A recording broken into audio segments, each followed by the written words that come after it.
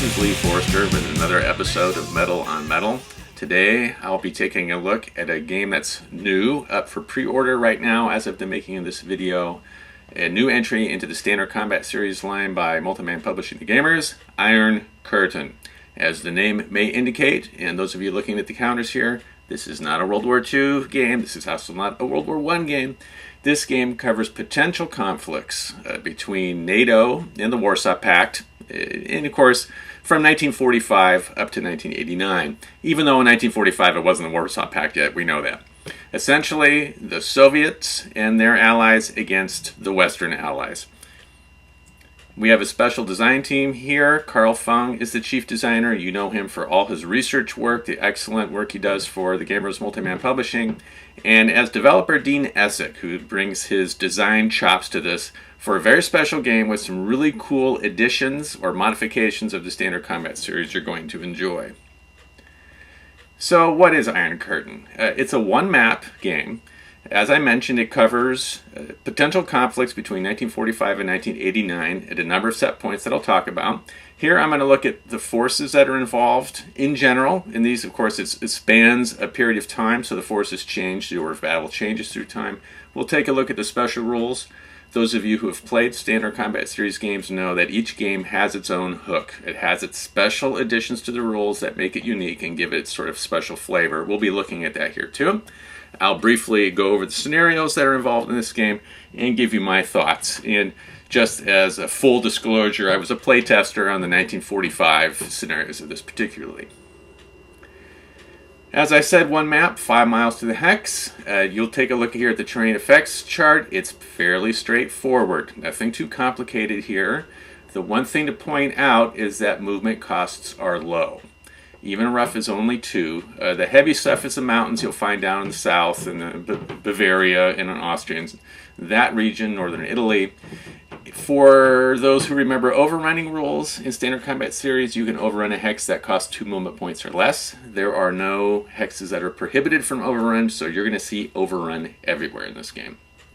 One nice feature as well is that the road net develops through time, particularly in Western Germany, where the Autobahnen were built up over this period of 1945 to 1989. So you'll have to check to see the road type to see if this is a primary or secondary road, depending on the date of the scenario. Let's take a look at some standard Warsaw Pact units. You'll notice that they're pretty much all at the divisional level. This white dot on the counter indicates it's a 2-step unit. These shouldn't look too strange to those of you who've played Standard Combat Series games. One thing you will note is that they're almost all mechanized. So you're going to have an awful lot of movement. With the yellow bar here, you're going to see an awful lot of movement in the breakout sort of phase. So you have a lot of overrunning and other things. You'll have, of course, Soviets, Poles, Eastern Germans, Czechs, a mix of armor and infantry, and there are special assets. I won't talk about these much, but you do have some limited paratroops, parachute units involved.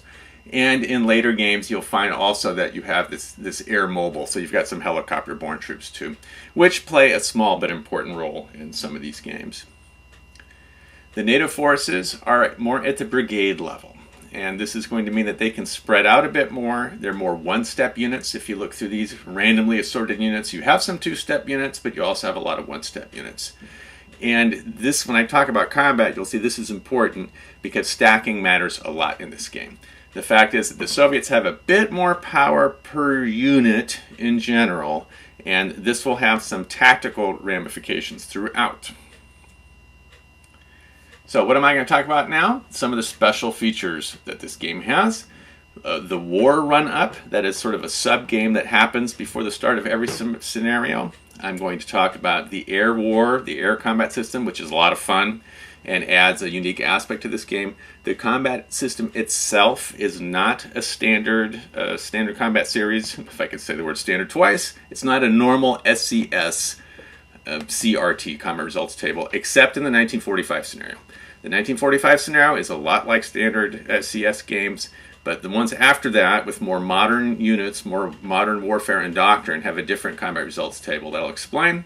I'll talk some about nukes and chematechs, which are here. I personally have an aversion to them and tend to not use them in games. I just can't bring myself to nuke cities I used to live in, since I lived some years in Europe.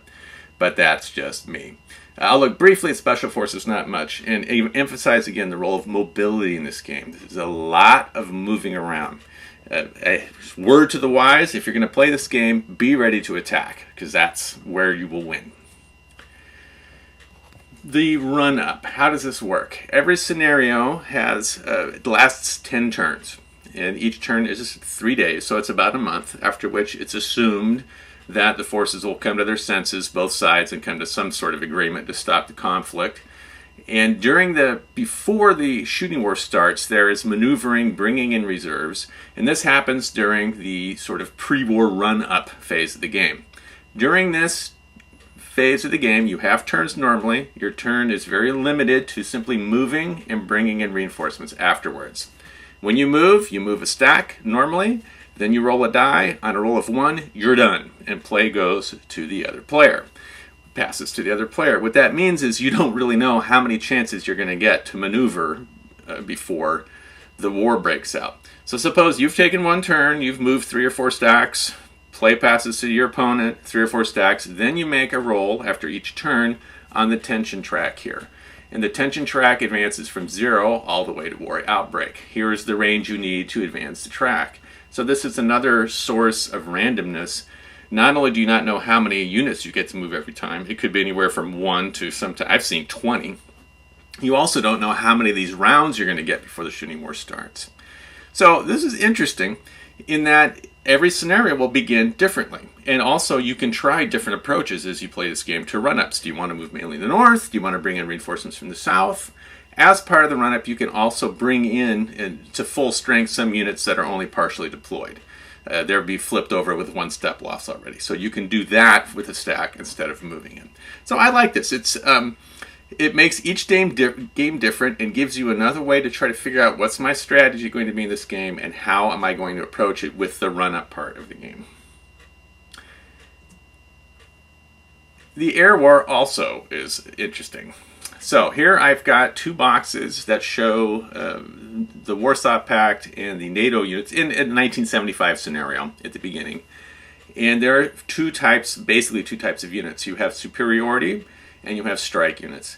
If you see an icon like this here, it means that the unit is dual purpose. And you can use it either for air superiority or for ground support. It's your choice every turn. During this phase, when the shooting war begins, players secretly assign their air units to either a superiority or a strike mission, or they just don't assign them to anything. They both reveal, and then you will have units sort of fight for air superiority, and they make losses depending on how that goes. And anybody that makes it through the system that's set on a strike mission can then be used to conduct ground strikes during the turn. So let's take a look at the air superiority track. Suppose the Warsaw Pact commits 7 units to air superiority and NATO puts up 8. All right. So now we've committed units to air superiority. You see how many each side committed, and that will be a modifier to a roll on the air superiority track. For every extra unit that NATO has, you'll add a +1. So in this case, they had 8 units committed. The Warsaw Pact had 7. That's a difference here of 1. So we're going to add 1 to a 2d6 roll. Let's suppose I roll a 7. It's a pretty standard roll. +1 will be an 8. That falls into this range. Had I rolled better, NATO might have had better control. Had I rolled worse, then Warsaw Pact would have. So we're entirely contested. Now, each side looks at this level, and they have to make a check to see if that unit has to make a loss roll or not. So it's a little complicated, but basically you roll for each one, a 7 or higher for each side, and you pass. Now, if NATO has better control, they just have to roll a 6 or higher, so that's an easier roll, and the Warsaw Pact has a tougher roll. So you're going to see, on average, more losses to the Warsaw Pact if NATO has air control, and vice versa. So go through all the units that were committed, make this roll. If they fail, you put them in the potential loss box. Now, you roll again for each one to see if it's destroyed, if it's delayed as a reinforcement, it recovers, or if there's no effect. This can mean that you commit 3 or 4 units to an airstrike mission, but if they're unlucky, none of them will actually get to be used because they'll be destroyed or be in recovery and delayed to come back a few turns later. This has a lot of randomness involved in it, so you're not really sure what's going to go on. Sometimes you lose air superiority, but you make some great rolls and you don't take as many losses, etc. So it's kind of unpredictable, and in that sense, you can't mini-max the system at all. Now, once you have some units on strike, and both sides can get units on strike, it just depends on how the air superiority part works. During your turn, at the beginning of your turn, you conduct airstrikes. Here we have the terrain effects chart that shows what you need in order to have a successful airstrike on what terrain. Open and forest are the majority of terrain. You need a 4 or higher. I'll take my airstrike unit, I'll place it on a stack, and for each unit in the stack, I roll for success. If I've gotten success, then that unit takes a step loss. What's particularly fun is if you have any successes. Suppose I'll hit this German unit right here with a MiG-21, who knows, something like that. Then, if I get a step loss, I can move that unit to an adjacent stack and conduct another airstrike. And I can keep doing that as long as there are successes. What does this mean? This means that counter density is really important. If you're stacked up, the maximum stacking is 2, all over the place, then a couple of air units can run through and do an awful lot of damage. So to protect yourself from airstrikes, you want to disperse your units.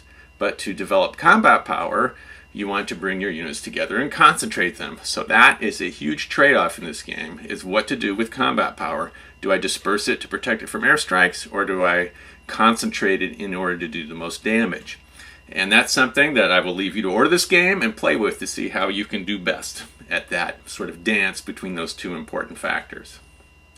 Let's take a look at the combat results table for all scenarios after 1945. This doesn't look like your normal CRT. What you do is calculate the odds as normal. If the defender is anything that has defensive terrain value, which is anything besides open, effectively, drop it down 1. And now, rather than having a roll that affects the whole combat, you roll for losses for each side. Each attacking stack will make a roll on this table.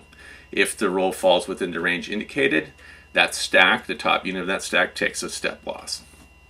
Then each defending unit in the hex will make a roll for a loss here. Already you can see that because attacking stacks with perhaps 2 units make loss rolls, but defending units do, it's beneficial to be the attacker because the attackers will not take as many loss rolls. Also, the problem is if the more units, the more stacks you bring to the attack, the more casualties you're going to take as the attacker. So that's another trade-off between massing combat power versus keeping losses down. Over here is the retreat result. So after you've rolled for attacker losses, each attacking hex makes a loss roll, each defending unit makes a loss roll, then you roll for the retreat result. There is a thing called no retreat terrain that effectively is mountains and cities. There is no retreat then. The defender does not have to retreat. The maximum chance of taking a loss is 50% on a roll of 4 or 6, which means in this game you're going to have small units sitting in mountains that, if they're lucky, can last there for several turns, because if they don't take a loss roll and they don't have to retreat, they're still there. Taking cities and taking mountains is really difficult in this game. Nukes and chemical attacks I'm not going to talk too much about. You have, depending on scenario, several available. Drop a nuke on a hex, everybody makes a loss roll, and if you move into that hex later, you take another possible loss roll. That lasts forever. The chemical hexes only last for 1 turn. Since the Soviet bloc, or the Warsaw Pact, is generally the aggressor in a lot of scenarios, they will go first, drop chemicals, and then NATO will have trouble entering those hexes during their turn, and then the chemical marker goes away.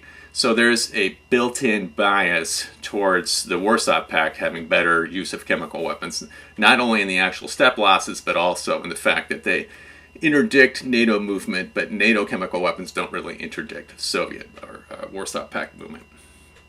Now, it's important, if NATO releases one of these things first, that's going to affect victory conditions, we'll all get to in a minute. So you really have to think this over, and I have never played this game with nukes or chemical attacks. I guess I'm just weak. I just can't do it. But it's there, so I'll have to expand my play and actually try it out someday. How do you win this game? Most games begin with the Warsaw Pact as the aggressor, and their goal, there are some with the NATO, though, that's in there too, but the goal is to cause NATO to collapse.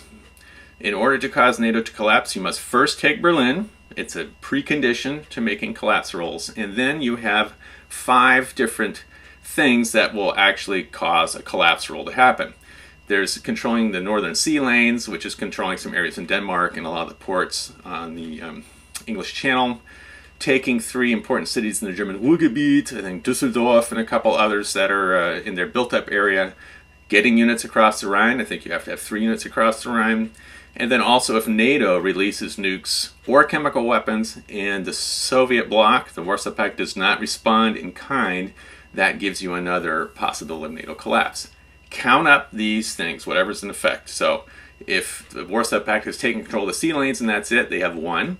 They will roll every turn, and if they get a 1, NATO collapses. So the rush is on, you can see. The Warsaw Pact is going to want to take control of these sea lanes, Ruhrgebiet, and get across the Rhine. That's a tall order that affects mostly the northern map, as you can see. So fighting down in Austria and Bavaria is not that critical to winning the game. The action really happens up the north. And the problem, too, is that attacking the sea lanes puts you up in Denmark, and that removes combat power from these 2 areas. So there's a lot to be thought about here as the Warsaw Pact, how you're going to approach the game, how are you going to try to achieve victory. Of course, you're going to want to eliminate Berlin as soon as possible so you can release all the forces that are around it to go fight back in the West. All right, the 1945 scenario I won't talk about too much. You can see it looks quite different. This is basically the Soviets have taken a lot of losses from World War II, so their divisions are all 1 step. This looks a lot like the Mighty Endeavor and is just sort of a continuation of it. It's a nice bonus. I think of this as a bonus game that's included in the package. The scenarios, there are 8. You can see here, most of them start with the Soviet or Warsaw Pact as the aggressor, but there are some with NATO. If NATO's attacking, their goal is not to avoid collapse. There will be victory point hexes involved for them to take, as you can see here. All right, let's wrap it up. What do I like about this game? I like that it's very mobile, and I think the Standard Combat series does great at these hack and slash, back and forth mobile sorts of battles. That's what this is. That's what Modern Warfare is about. As an SCS player, you're going to need to develop new tactics, especially focused around concentration to develop combat power locally versus dispersion to protect yourself from airstrikes and also the bad results of attacking from multiple hexes at the same time. Both sides need to fight. This is not the Soviet or the Warsaw Pact moving forward and NATO kind of reeling backwards. The units are set up, the whole system is set up that you are striking, attacking the whole time. So that keeps both sides on their toes. And there's a lot of going back and forth. In some of these scenarios, the Warsaw Pact for turn 1 or 2 is running over NATO, and then all of a sudden, all the reserve Americans and British troops and the French show up, and the first Warsaw Pact wave gets wiped out. Then the second wave comes, and it's back to the same thing again. Air War is fun. I've enjoyed that. You have got the nukes and chemical things I've told you I have an aversion to, but they add another layer of strategy and tactics to this game. I'm doing this in early June. If you pre-order by the end of June, June 28th, you're going to get a special super duper discount, so try it out. I recommend the game if you're at all interested in SCS type stuff, want to take a look at a thoroughly researched post-World War II game that you can play in an evening and has a lot of replay value. This is it.